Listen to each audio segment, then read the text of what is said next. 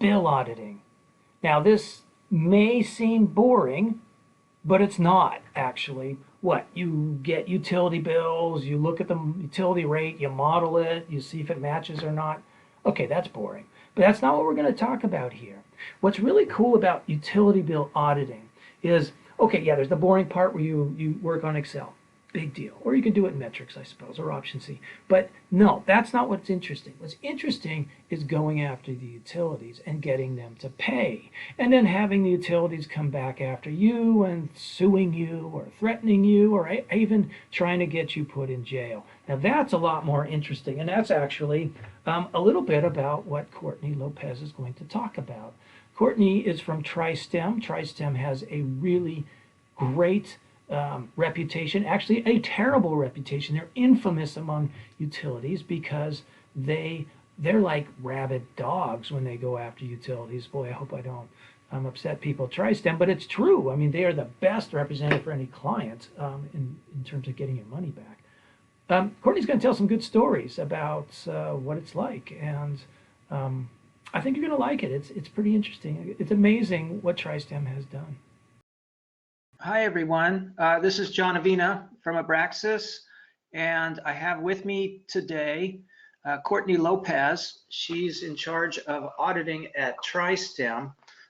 So I guess I'll give you a basic idea what bill auditing is, and she's going to go over it, and she'll do a really good job, actually. I've seen the slideshow. It's really good.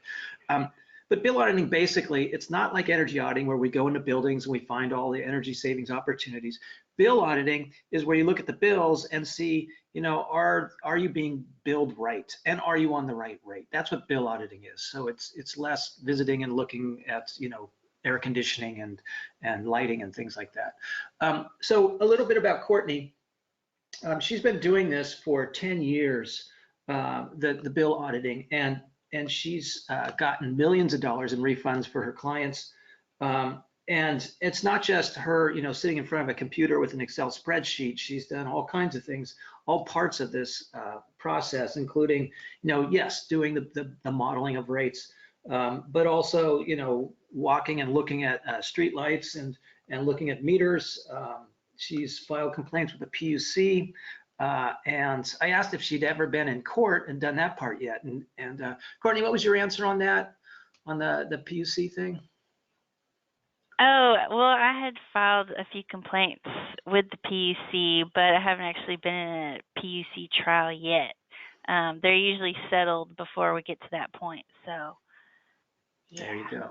There you go. So that is, and so you listen to Courtney's voice, and it's so, you know, gentle and kind and all that. And it's funny to think that she's got I think she has to have a nasty side to be able to do what she does, because a lot of times the utilities don't act like your friend, as you're going to find out. And so then you have to be a little tough. Anyway, yeah. Let's get going. Courtney, go ahead. Let's see what you got. Okay, well, thanks for having us today. I'm Courtney, and I'm with TriStem. To get started, here's a little bit of our history. We were established in 1979 by Joe Seeber. We have 40 years of experience auditing utility bills, and that's our bread and butter. That's pretty much all we do here. Our local office is in Robinson, Texas, right outside of Waco, and our studies show that nearly 60% of all commercial consumers are being overcharged on their utility bills and don't even know it. And depending on the type of customer, that number can be as high as 80%. So who holds utility companies accountable? Consumers, they're essentially responsible for verifying bills. Unfortunately, a lot of times they don't have the time or expertise to do that. Bills have several confusing factors, and utility tariffs are hundreds of pages long, so it's not really feasible for the consumer to do this type of work. The public utility commissions, they really don't do a good job of holding utility companies accountable. These commissions, they're small, they have limited staff, they're funded by the government, and their revenue, it's a fraction of what the utility company's revenue is. So they're lobbied by these utility corporations, and they pretty much enable utility companies to do things they shouldn't do. But they do help enforce rules and regulations. That's usually only when the customer brings it to their attention. Cities within jurisdiction, they will be responsible for regulating some utility companies and enforcing the laws, not the utility commissions. So in these cities, consumers, they'll have to file a complaint with the city, and it's going to be judged by the city council. Consultants such as TriStem, it's a dirty job, but someone has to do it. We help to regulate the utility companies by holding them accountable for billing discrepancies and bad practices. Brokers and consumer advocates out there, they also help regulate the utility companies by helping their clients make sure they're getting what they pay for.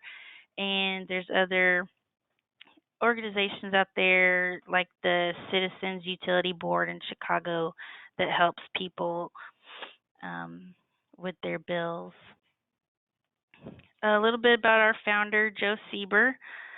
He was instrumental in creating a law that adds interest to overcharges in the state of Texas.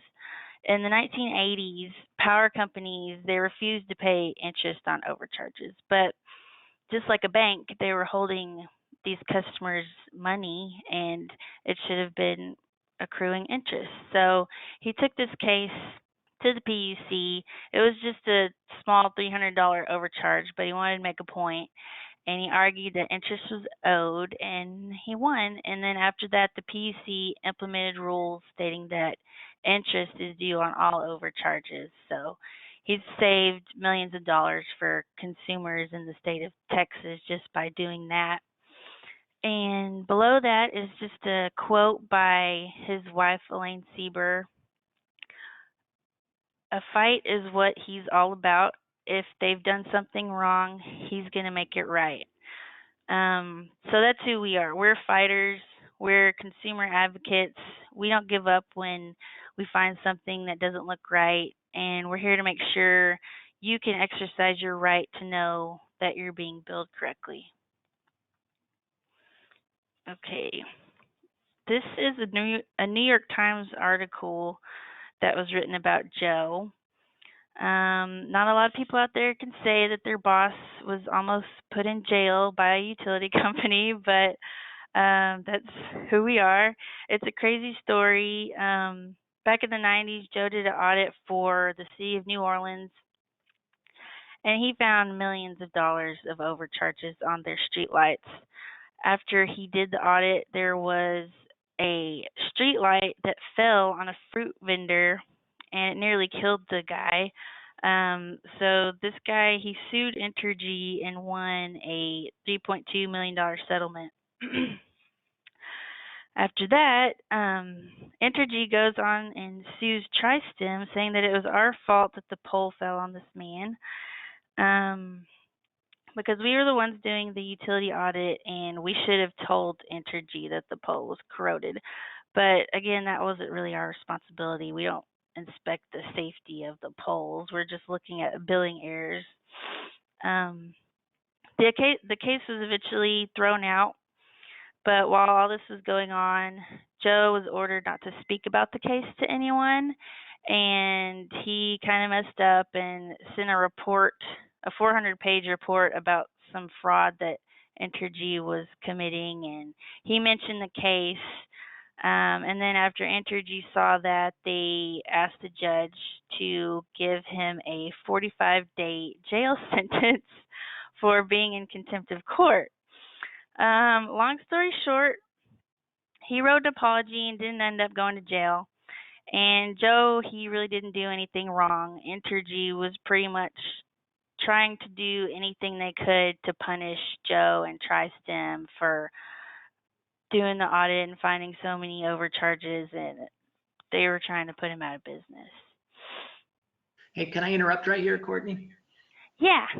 So you guys, Joe wrote a book, and she's going to talk about it actually at the end, I think. But he wrote a book, and I met him, I think last year, or maybe it was earlier this year, and he gave me a copy. It's not that thick, and it is really good. And he tells his story about Entergy and all the nasty things they did to him. And it's a great read. It's really amazing. But yeah, that's all I got. Yeah, it is a really good book, and you can go on our website and find the link and buy it if you want to read it. So, yeah.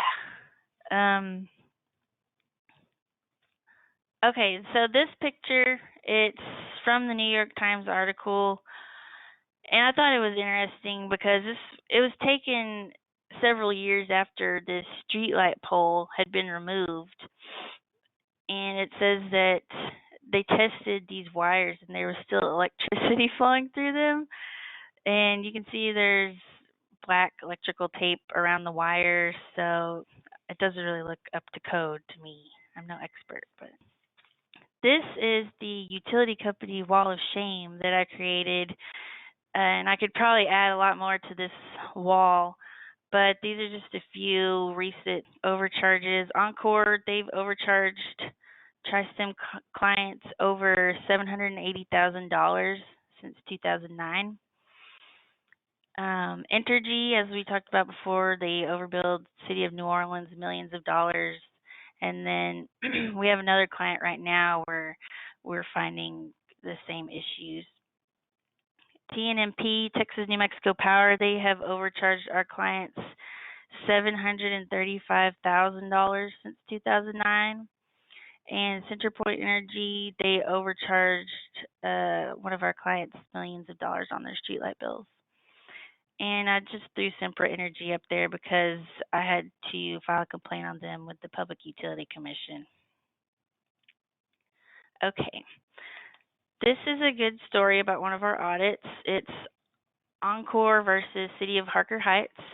The city had recently built a new library next to the police station, and we noticed that when the library came online, the police department usage doubled.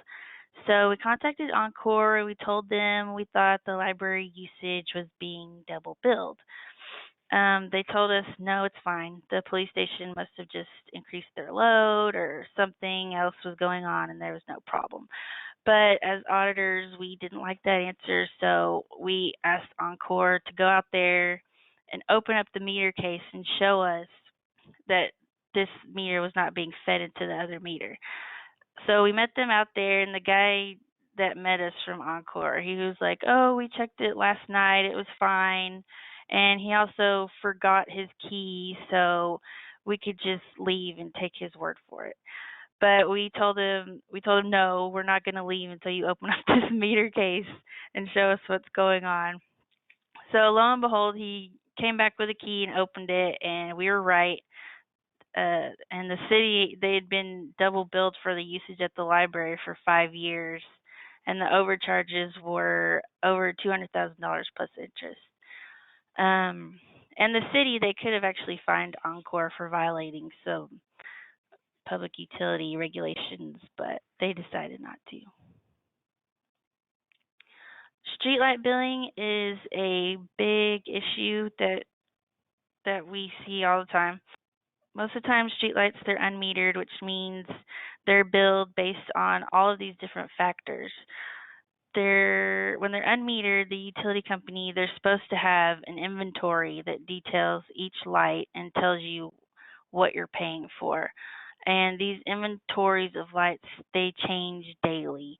There's light replacements, there's accidents, there's weather-related events, and utility companies, they're responsible for maintaining these lights and keeping track of the changes. And these are just a few pictures of crazy lights we see when we go out and check them. This one's looking sideways. This one might have a bird's nest in it. And at one point, we actually went out there and checked these dirty lights to see if the lumens they were emitting was equal to what the client was paying for, and if the lights are dirty, you're not getting what you're paying for, and that's just a side point. But the lights, they're supposed to have wattage labels and they're supposed to have pole numbers, but half the time they don't. So it's really anybody's guess who this light belongs to or what you're being billed for. This is about Georgia Power's streetlight inventory. We're doing an audit in Georgia, and the guy from the lighting department, he told me this. This was just a few months ago. He said streetlights for utility companies are like the stuff you have in your attic. It's been up there for years, and you have no idea what's up there. So I thought that was kind of alarming that he was telling me that so nonchalantly, but it's true. They don't know what's out there, and in this case, the city we were auditing, they didn't even have an inventory. So Georgia Power, they're having to go out there and find the lights and create an inventory, and then they're going to reconcile the bills after that. So the big issue is that these utility companies, they're charging the city for a certain number of lights, like let's say 5,000 of them or 500 or something like that. And they're assuming, and supposedly there's an inventory someone made at some point, and they're saying, yeah, they're all metal halides or whatever they are. But they aren't, and they might not be using 500 watts. They might be using 100 watts, and Yeah. some of them may be broken, or some of them are missing, and all of this. And so they're charging more than probably they should be, and that's generally what you've been running into, right? Yes, exactly. That's exactly what we find. And is this, have you ever run into a city, has a city ever complained to you and then you've investigated and you found nothing, or maybe only like $10 off or $100 off? It was no big deal, not worth looking into. Yeah, we do run into that. Unfortunately, not every city is going to have a lot of errors, but I would say 80 to 90% of them will have errors. But yeah, sometimes we find that they're being underbilled sometimes, which and that sucks, but it happens. Sometimes there's more lights out there than we knew of. So here's another example where billing errors, they don't just happen in big cities. This was a smaller city with a 12,000 population. The customers, they can choose metered or unmetered lights, like the ones we were just talking about. This city, they had metered and unmetered lights. With the metered lights, the lights are connected to a meter, and then the electricity flows through there, so it doesn't really matter what wattage it is because all of it's measured through the meter. But in this case, they had metered lights, but they were also being billed for unmetered lights, which were the same lights that were being metered. So they were essentially paying for the street lights twice, and this had gone on for decades. And we got them a refund of over $500,000 for that. I wanted to put an example in here that wasn't for electricity because we do other audits. Besides electricity, we do water, gas, waste, and telecom bills. This is a water bill error for Hyatt hotels. There were 2 water feeds going to the hotel. The hotel had complained several times to the utility company that the usage was over 50% more than their other hotels. And the water company told them there was no issue, that the water meter was fine.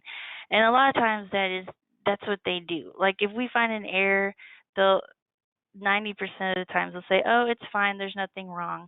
So this is why consumers need people like us to push back. So we made a site visit and we discovered that one of the meters was registering faulty and reading overstated amounts, and it was about a refund of $100,000. Here's a couple more examples.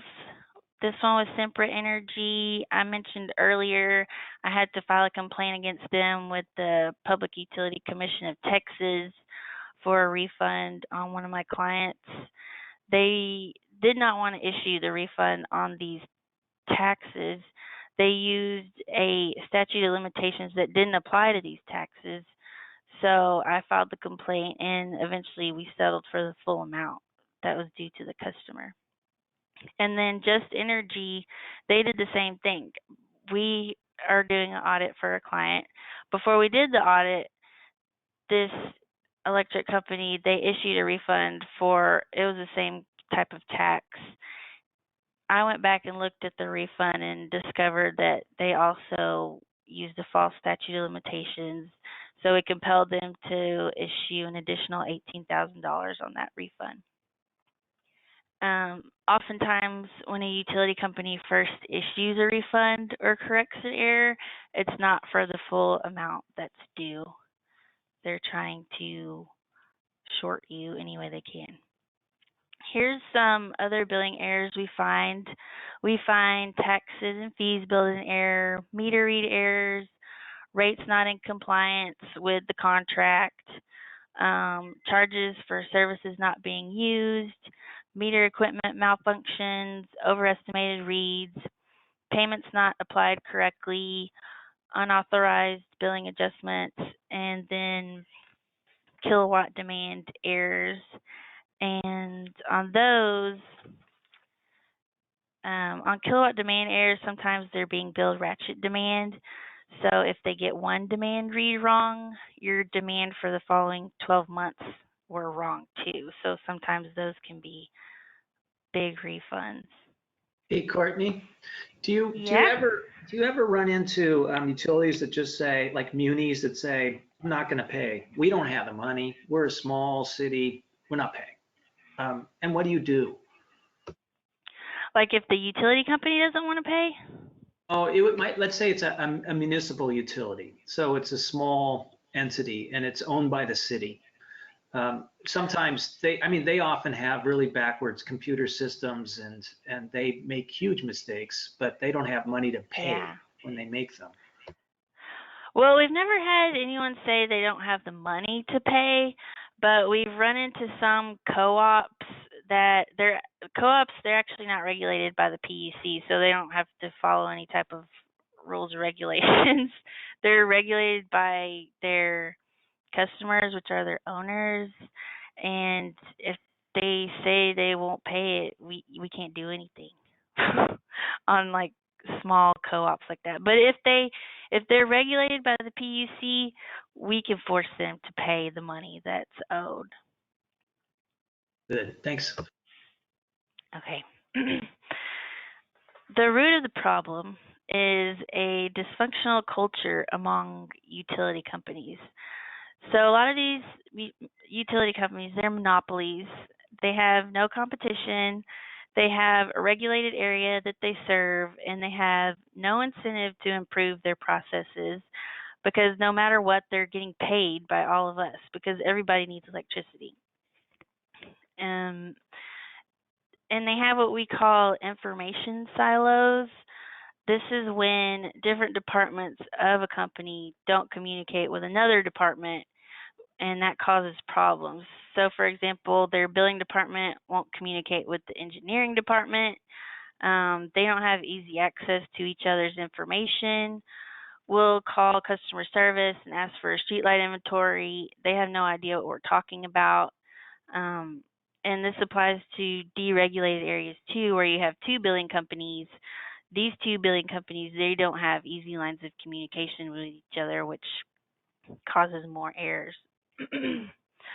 Another problem is too many bills, too little staff. Oncor has 4,000 employees and they serve 10 million people. So it's really impossible for them to validate every single bill that goes out. They also have outdated technology, and that goes back to being a monopoly and having no competition. The American Society of Civil Engineers gave the U.S. a D on its utility infrastructure, and I would also give them a D on their billing practices. They have really complex tariffs. If anyone who works in this industry knows that tariffs are crazy, they're a mess. And the average Joe isn't really capable of doing what we do unless they have a whole lot of time on their hands. So, and that means more. Yeah.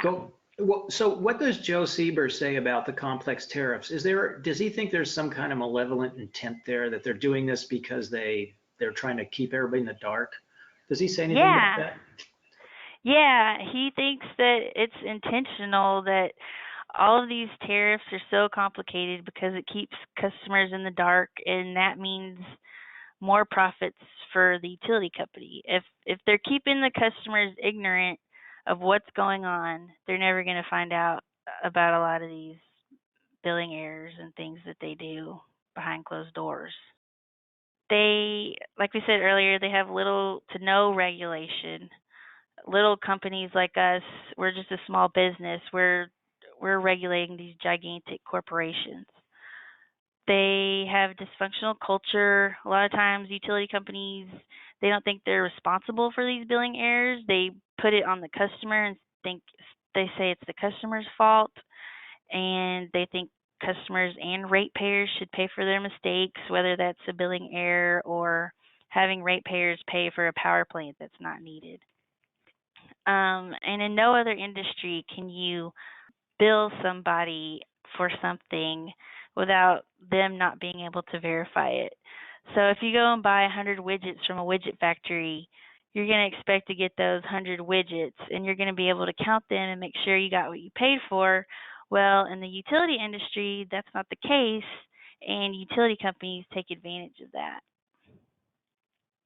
So the solution is utility bill audits, and that's what we do. We do electric, street lights, telecommunications, your phone bills.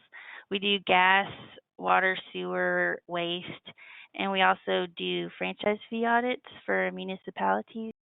We'll analyze your past utility invoices to determine if errors exist. We communicate with the utility providers. We do all of that for you to confirm the errors and get you your money back. We negotiate with the utility providers to obtain the maximum refund due, and we make sure that the future bills are also accurate. So when we do an audit, we try to get as much historical billing data from the utility company as possible, and that's what this is. And we put this historical billing data into a program where you can see what's going on. And this is just one line item from a bill, and I'm looking at several different accounts here. So I can see there's a huge spike right here, and I'm investigating this now with the utility company. I don't know if it's an error or not, but whenever you're looking at your bill, you don't see stuff like this because sometimes everything kind of evens out and you don't even notice that your bill's gone up. But we look into this type of stuff and investigate it when we do an audit. Also, some people out there think that software they can buy can do what we do, but it really can't because software depends on the user, and the user can't go out and check meters or lights or look up laws and regulations that apply to bills. We know the laws and regulations that utility companies have to follow, and we call them out on it. Software just can't do that. The challenge of dealing with giants. We're just a small business, but we deal with huge corporations every day. And this is the kind of stuff we deal with. A lot of them have really bad customer service. It's not always bad, but some people we work with are really nice. But when it's bad, it's really bad. Sometimes we are the ones educating the customer service reps. They just work there. They don't know as much as we do sometimes. They'll argue with us. You know, they don't want to do extra work. We're pretty much their worst nightmare if we call a customer service rep, because we're going to make them work and get what we need. They've called us names, but that doesn't stop us. And there's layers and layers of gatekeepers at these utility companies. There's the low customer service reps, and there's people above that. And this is paper right here. It's an example of one claim we worked on. It was only for a few $100s, but you can see we contacted the utility company at least 10 times to get this refund, and she talked to 3 or 4 different people. So it's pretty hard to get some of this stuff worked out. And utility companies, they have tactics to not pay what's due. They will delay stuff. They'll hold us off for months and months. They'll ignore us. They will lie to us. They won't give us the data we asked for to do our job. And another thing they do is we'll be working on a claim, and then they'll meet the customer behind our back and get the customer to sign a settlement agreement that's less than what's really due to them. So they have some sneaky tactics, and if you haven't been doing this for 40 years, you might get taken advantage of or just give up and fall through the cracks. These are just some of our big recoveries and successes over the years. New Orleans, we got almost $10 million back for them. And then we do audits nationwide. So these are some of our big nationwide results. And we'll travel to these places to check lights and check their bills. The best clients for utility bill audits, we like to do cities, counties, government entities. There's not a lot of oversight on their bills, so we find a lot of errors with those. We also do manufacturers. They have a lot of consumption, so the more consumption you have, the bigger opportunities there are for errors. Farmers, they have special rates for farmers. We like to do their bills. Hospitals have huge consumption. Hotels, and then just anyone else with a lot of consumption and a lot of meters. The more meters you have, the more errors you're going to have. These are just a couple questions we come across when talking about audits.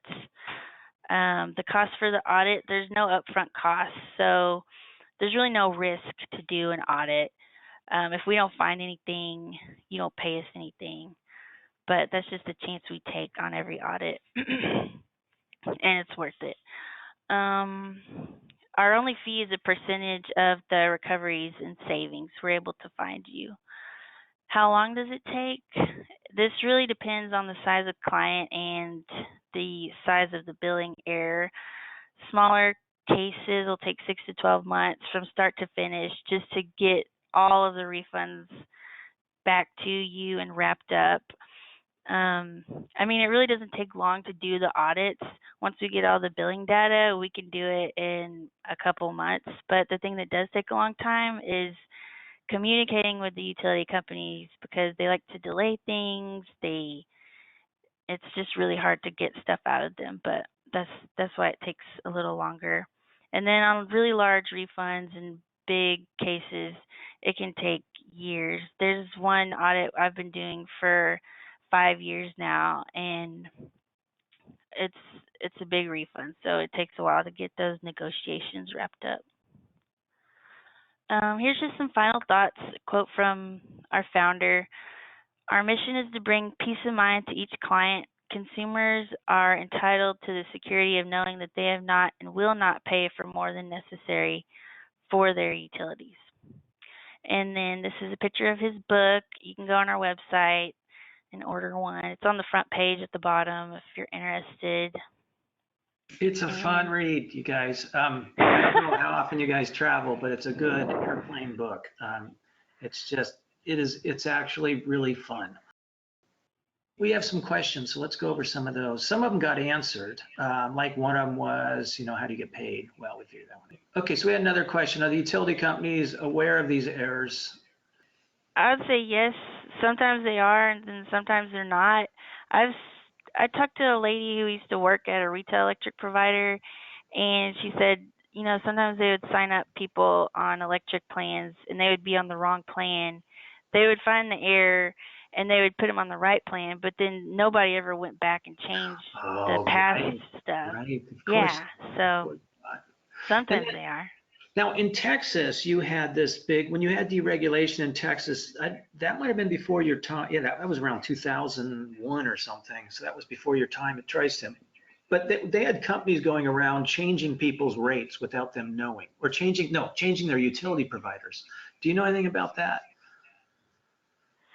That might have happened like in the early days of deregulation. People might have been like scamming They were. customers. Yeah. Because I know I made a lot of sales calls into Texas and people don't trust me. It's like, oh yeah, you're just gonna screw me like the last guy. It's like, oh. Yeah. Yeah, So there's some people out there, brokers and stuff that aren't really good guys. They'll just try to screw you over and take advantage of you like the utility companies, but there's good guys out there too like us. yeah, but the clients don't know who's good and who's not. Yeah. There's a question, or no, a comment, and that was that, utilities, sometimes they say, look, our rates are so hard, it's not our fault, it's the PUC who's making us do that. I mean, that actually might be true what's going on in California right now. But do you know anything about that? I don't know if you do or not. Oh, I can't even see all of these. Oh, that's okay. I'm answering the questions, but or I'm asking them. But I was wondering, what do you think about that? Is it always sometimes it's the PUC's fault that these rates are so darn complicated. It's not necessarily the utilities. Yeah, I mean the utility commissions, they approve the rates, and then yeah, I would say they're to blame too. Yeah, They go hand in hand with the utility companies pretty much on everything. yeah. So I at one point in my career, I mean, I haven't modeled as many rates as you have, Courtney, but I remember maybe about 18 years ago when I first started Abraxas, I think my first job was I modeled 100 rates all over the country. And some of them were easy, like Idaho Power, where they'd have just like dollars per kWh and a customer charge. That might have been it. But some of them were really complicated. Like, I don't know if you ever saw the Virginia Power rates. I mean, this was 18 years ago, so it's before your time, and maybe they've cleaned them up.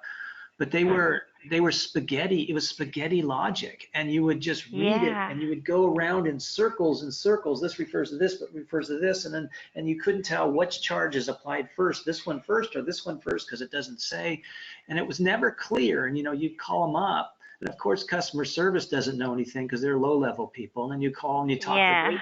rate managers, and sometimes they don't know. And Yeah. God, it was so hard. I know. I see stuff like that. Some are easy to figure out, but then some like that, I think it was maybe New York or Chicago, they had crazy tariffs like that where you're just going in circles trying to figure out what's being billed on what rate and how it's Yes. all put together. Here's a question. A lot of the people on this call have modeled rates in Excel. I'm sure they have. And sometimes when I model rates, I can never get it to the penny. I can get it within, $5 a bill. Do you have that problem? And do you leave that alone, or do you try to get it to the penny? Yeah, I have that problem too. I see that a lot and I usually just overlook it or say, well, maybe I did a Yeah. decimal, like I didn't do the whole decimal fraction. It was just like, I don't know. Yeah, I don't know. That's something that I run into too. I don't know why it's not totally exact. Yeah, that would be something. Actually, that would be a good paper for me. I'm always looking for paper to write, but that might be one where I just take some bills where I model it, or some that you've modeled and you were off by $5, and actually track it back to the utility and find out what's up with this last $5. Can you show me Yeah. how you got this charge? Just to know, is this? I don't trust utilities. I just want everybody to know I'm not a big fan of utilities. It's a monopoly. And that's the worst kind of business there is. That means they can do anything they want and you can't leave them. And unless you go off-grid solar, I suppose, but I'm sure they'll find a way still to charge you. So, in PG&E territory, we had, it was, I don't know, maybe a couple decades ago, we had a big fire, an explosion of a gas pipeline in San Bruno. PG&E killed all these people, burned up a neighborhood. They had I think it was a 35-foot flame of natural gas fire going on. It was incredible. And so PG&E is going to court, right, to be sued for all of this. And they start shopping for judges. They were looking for judges that liked them. And I mean, it's totally illegal. And they were caught doing it. And I think what they did was the CEO at the time, they had to let them go. So I think he got fired, but he still got all his pay. You know, he didn't get punished at all. And the rest of the company just stayed there intact. And it's like, this is the kind of thing that utilities do, or what the way they screwed California when we did deregulation.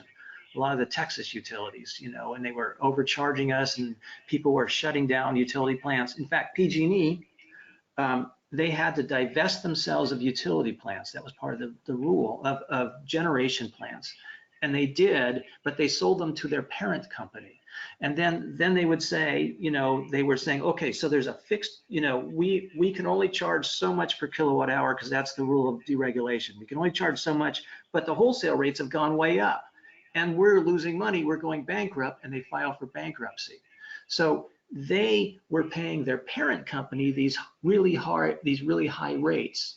And at the same time, they file for bankruptcy, which means they don't have to pay anybody else. It was so dishonest. And it's the kind of thing that just happens over and over, and it's something that does not go on with private companies, or it does sometimes, but they get caught.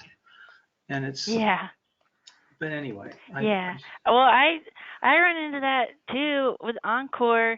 We have a claim out now, and it goes back to like 2005 is when we discovered this thing was removed, and they've been billing them ever since. And they straight up told us, we're not going to follow the law. We're not going to issue the full refund, and we're going to fight this for as long as we can. And we're going to go to the state legislature and ask them if they can change the law where we don't have to go back to full refund. And I'm like, okay, well, go for it, but we're still going to bother you forever until you pay this money that's owed. Yeah, but they could do that. Crazy. Yeah, they can do it. They have the money to buy the legislature. There's another question. What is the percentage you charge of recovery fees?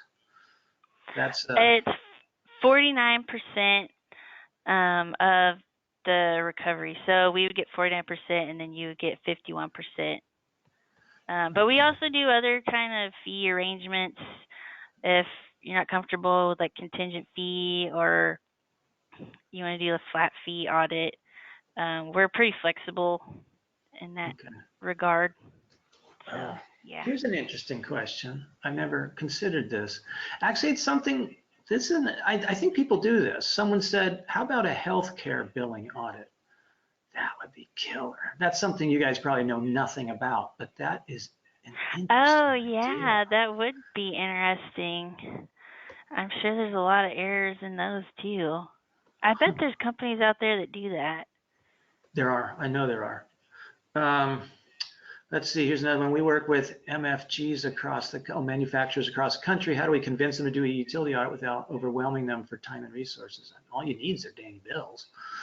All we need is 1 month's bills to start the audit, and then we need the letter of authorization giving us permission to contact the utility companies, and we won't bother them. We try not to bother our clients. We do all of the work in our office, and occasionally we'll have random questions about their facilities, but other than that, they don't have to do anything. There's someone. Okay. I didn't listen to that. I'm sorry. I was reading the next question. I apologize. Here's a statement is someone who's read Joe's book, and they said, I believe the part in Joe's book he no longer believed was that he previously thought deregulation was a bad idea. This person said, he and I have had several conversations about that. Okay, that's what it was. I thought because I didn't read the last section, and I have since lost the book. But I thought it was that he believed that we should socialize the power lines and just get rid of these monopolies. I mean, that's my thinking. But that was one of his ideas. That's what I thought. I think it's a good idea. So let's see. I think there's a lot of questions. Stephen Mango, you've got a lot of questions. Internet services and cable services, telecom. Is that part of telecom audits? I guess that's his question. Yeah, it would be. Telecom is like telecommunications. It's like telephone, internet, and cable. Yeah. And we find We have one auditor who only does telephone bills, so he's like an expert in the telephone billing side of things. I'm not good at that stuff at all, but he's really good at it, and he's found a lot of stuff on the telecom bills. So Yeah, I'm yeah. sure there is. Okay, and I think that's all I got for questions. Anyone else want to ask a question before we finish? Or do you have any last comments, Courtney? I just want to say thanks for everyone who tuned in, and thanks for having us. Go ahead. Read that one, John? No, you go ahead. We have a comment from one of the people on the webinar. They said wives are great billing auditors. Yeah. That's true. We're good at it. Not my wife. I want to add one other thing for the ESCO people here, because there's a bunch of ESCO people here. I'm sure you guys do bill auditing as part of your IGAs, and if you hadn't, it's something, if you hadn't really done a really good bill audit on some of your big clients, it's maybe something you should do, because especially with a company like TriStem, because you don't have to pay anything. And so it's a way for you to provide extra value for your clients. If you were unlucky enough to have a project that's losing money, and you're writing these checks every quarter to help make it right so they can make their loan payments, this might be a way to close the gap. So it's something to think about. And I want to say one more thing on this, and we never really touched on this before, but we started these webinars almost 2 years ago, and we've talked a lot about what we know, and John's really smart, and our engineers are really smart. But the reason we bring in partners like TriStem and Jim Waltz in the next one, and then a couple other ones for the later part of the year, is there's a lot of knowledge out there that we want to share with you guys, and we appreciate everybody that shows up to hear it. So I just wanted to mention that point, that having partners come on these webinars with us has been a really killer idea, and I hope you guys enjoy it. And I want to add one other thing. If one of you in the audience thinks that you've got a really nice webinar and you got some great information you want to share, contact us. Just the webinar's address. Yeah, let us know, because we're always looking for more topics. I want to keep this interesting, not the same old stuff. I wanted to make it interesting. So do contact us. Thank you, everybody, and thanks to our presenters, Courtney and John, and we'll see you all next month.